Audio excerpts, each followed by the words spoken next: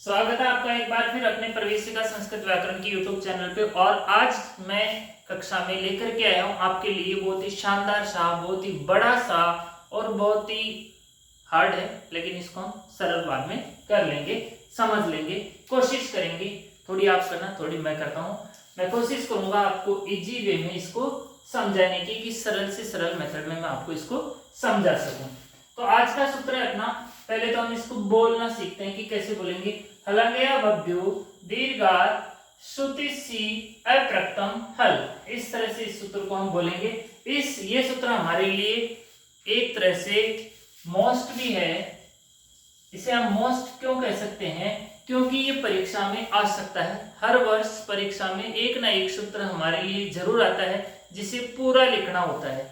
इतना सा दे देंगे वहां परीक्षा में हलंगया, और लास्ट में दे देंगे हल और कह देंगे कि पूरा लिखिए। तो इस सूत्र को हमें बार बार जब तक बिना देखे लिखना है, जब तक कि हमें इसको पूरी तरह से लिखना नहीं आ जाए। और ये ऐसा प्रश्न 1 नंबर का जरूर आता है परीक्षा में। तो सूत्र को समझने की हम कोशिश करते हैं, और कोशिश करने में सबसे पहला अपना जो कदम है वो है पदच्छेद, पोस्टमार्टम। इतना बड़ा जो वाणिनि भगवान ने सूत्र दिया है उसको हम इजी वे में छोटे छोटे टुकड़ों के अंदर समझेंगे। सबसे पहले है इसमें लिखा हुआ हल। आप सभी जानते हो हल का मतलब क्या होता है? व्यंजन। ठीक है, हल। हल के बाद में इसके अंदर है नी, ध्यान रखना इसमें है दीर्घ नी।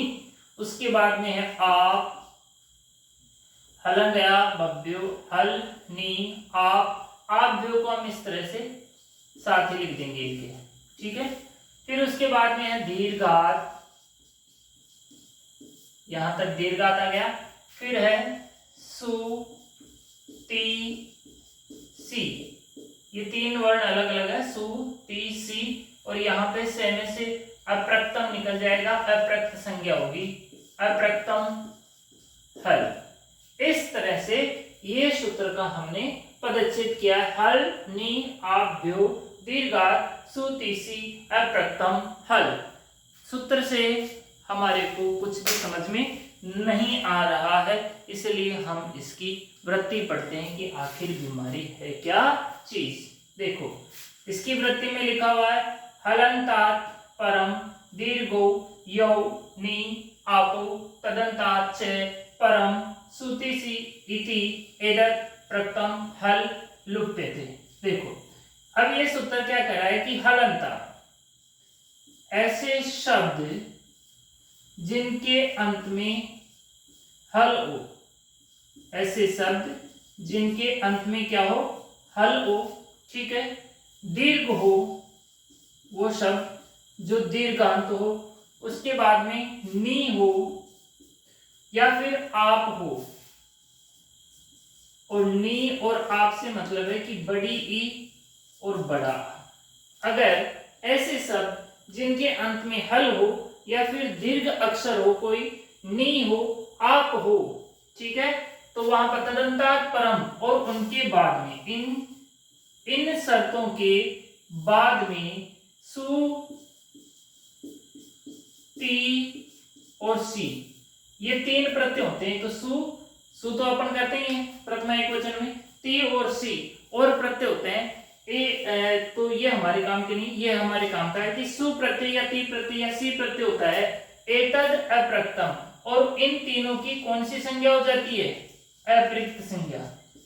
अप्रक्त संज्ञा कब होती है? इसके लिए हमने सूत्र पढ़ा था हलवंचात पूर्व उपदा, ये उपदा संज्ञा करता है, और अप्रक्त एकाल प्रत्यय से अप्रक्त संज्ञा हमने की थी कि ऐसा प्रत्यय जिसमें केवल एक अल हो, ऐसा प्रत्यय जिसमें क्या हो?